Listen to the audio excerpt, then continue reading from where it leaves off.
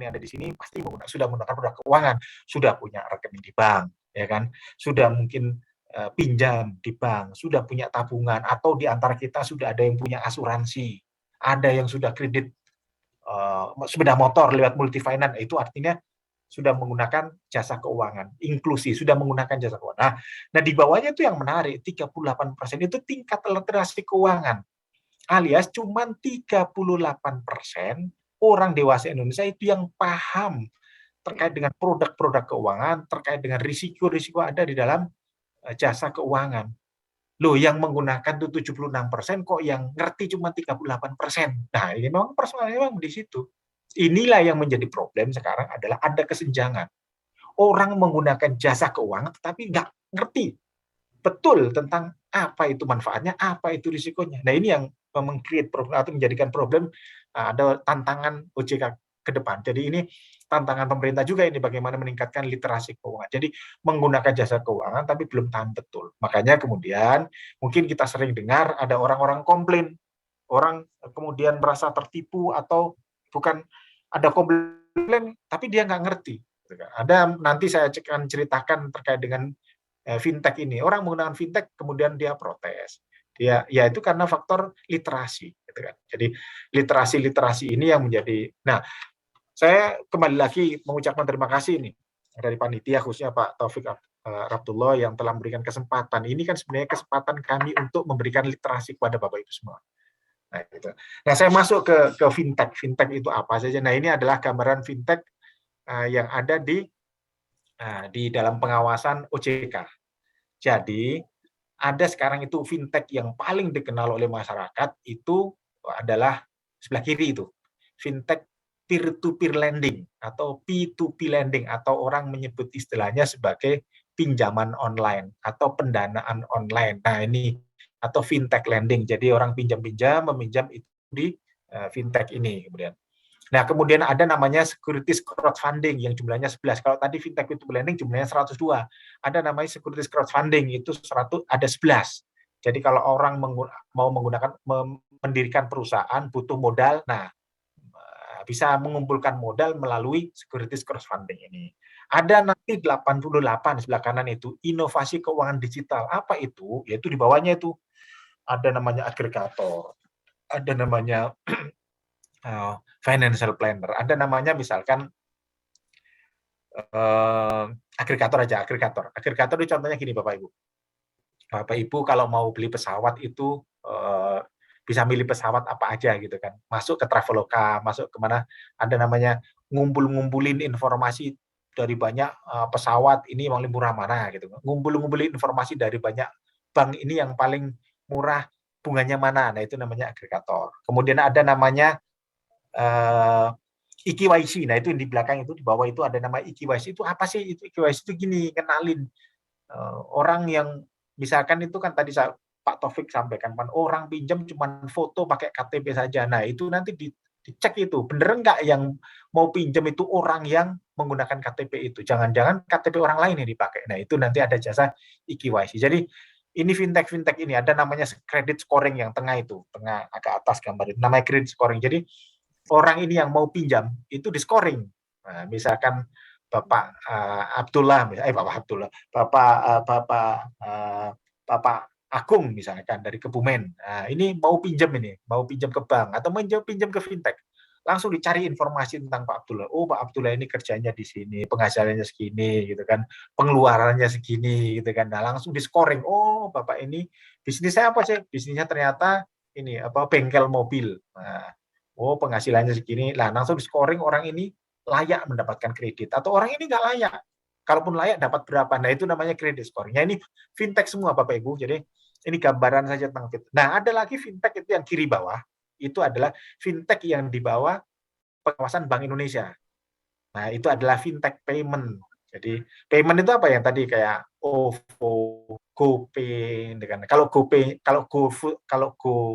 Gojeknya tidak di bawah OJK, tidak di bawah Bank Indonesia. Yang di bawah Bank Indonesia itu adalah GoPay-nya. Jadi urusan bayar membayar itu fintech itu urusannya di bawah Bank Indonesia. Nah, ini gambaran saja tentang fintech Bapak Ibu, tentang yang di bawah OJK. Nah, saya masuk kepada fintech lending.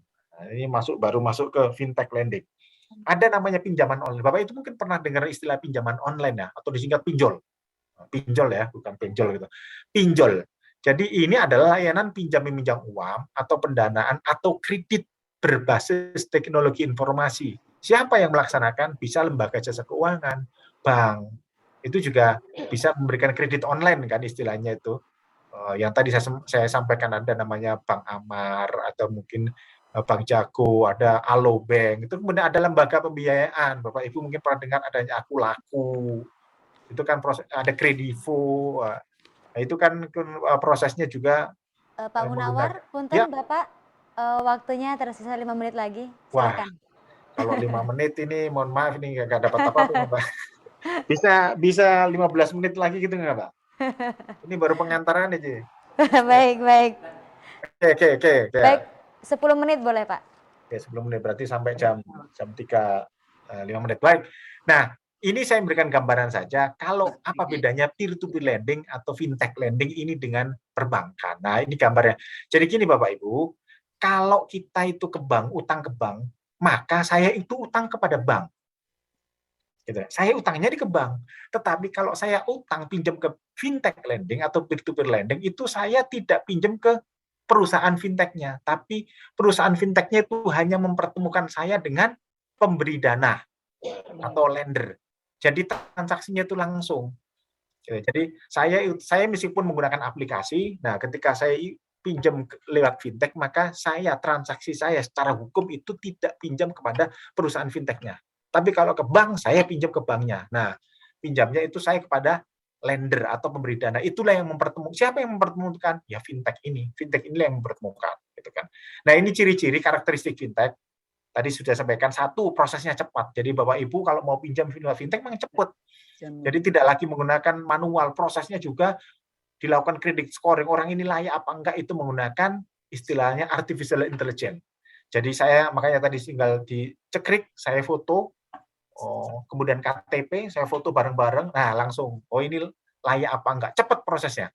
Persyaratan mudah, makanya kemudian persyaratan ini yang menjadi keunggulan dibandingkan dengan perbankan. Orang itu UMKM kita, itu kalau mau datang ke bank itu kan dikenakan persyaratan. Mana laporan keuangan, mana dokumen ini, mana lagi misalnya ditanya tentang akunannya. Nah ini teman-teman UMKM kan belum tentu punya. Nah bisa datang ke fintech lending.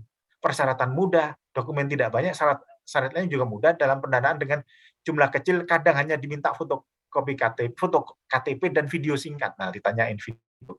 Kemudian tanpa batas waktu dan tempat. Jadi bisa utang dimanapun, bisa pinjam dimanapun. Dapat memilih pihak yang didanai. Jadi kita itu kepada fintech lending ini tidak hanya ngutang, tapi kita juga bisa menjadi pemberi dana. Sama dengan perbankan, kalau di perbankan itu kita naruh duit di bank, nah kan kita dapat bunga. Sama di fintech juga demikian. Kita naruh duit sebenarnya meminjamkan duit kita itu melalui platform fintech. Kita itu bisa milih orang. Jadi nanti saya akan gambarkan. Di dalam platform fintech itu ada ini. Nah, kayak gini. Ada contohnya mana ya? Nah, ada ibu-ibu ini. Ibu-ibu misalkan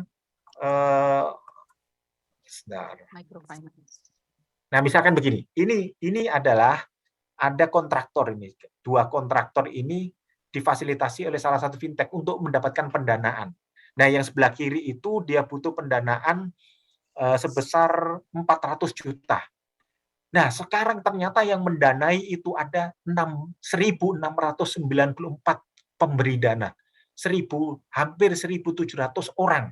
Jadi menghasilkan duit 400 juta buat bangun apa itu? Kayaknya kafe itu atau rumah atau apa itu danai oleh 1.700 orang. Jadi betul-betul ini banyak orang yang terlibat dalam fintech. Yang sebelah kanan juga sama. Jadi kita itu, saya misalkan punya duit, saya itu bisa milih. Saya milih yang sebelah kiri atau yang sebelah kanan. Nah, sebelah kiri kan butuhnya 400 juta, sebelah kanan 126 juta. Gitu kan. Saya punya duit 1 juta, bisa ikut mendanai. Padahal yang dibutuhkan 400 juta. Iya, bisa. Saya 1 juta, orang lain sisanya gitu kan. Makanya ada yang cuma 500 ribu. Nah, sampai sehingga di sini dia melibatkan 1.694 lender. Nah, ini juga ada fintech ini yang digunakan untuk mendanai ibu-ibu. Contohnya, ibu-ibu. Fintech model. Ada juga fintech ini untuk modal usaha yang lain ini. Ada juga ini untuk pertanian. Jadi ini ada Bapak Ibu mau panen atau mau nanam segala macamnya, ini bisa datang ke fintech ini. Datang itu maksud saya bisa cari websitenya atau aplikasinya lah, apply di situ, nggak perlu harus datang ke kantornya. Nah ini ada juga fintech ini yang membiayai kuliah, sekolah, kursus. Nah jadi adik-adik yang punya harus bayar uang apa ya, untuk uang pendidikannya misalkan 10 juta atau 5 juta atau untuk buat beli laptop bisa juga pinjam ke fintech. Nah, ada juga fintech seperti jadi macam-macam. Nah, saya masuk mungkin pada bagaimana fintech itu melindungi konsumennya. Tadi kan temanya adalah menggunakan fintech dengan bijak. Nah, ini bagaimana melindungi OJK, ini tugasnya OJK. Gitu kan. Jadi tentu saja kami minta kita butuh edukasi. Bagaimana memilih platform peer-to-peer lending itu harus yang legal, jangan sampai yang ilegal. Kemudian kita itu harus menghitung kemampuan bayar pinjaman. Saya misalnya gaji saya cuma misalkan 5 juta. Saya pengen apa? Wah, saya pengen beli sepatu harganya 2 juta. Nah, duit saya buat balikinnya dari mana kan itu ya. Kemudian meminjam untuk keperluan produktif. Jadi Bapak Ibu kalau mau minjam silakan ke fintech, tetapi kalau bisa untuk kebutuhan produktif. Saya pinjam ke fintech, berapa? 2 juta. Buat apa? Oh, saya mau dapat bisnis, saya dapat order untuk jahit baju banyak. Saya nggak punya duit buat beli bahan dan lain-lain. Nah, saya pinjam ke fintech. Kenapa? Saya pinjam 2 juta dalam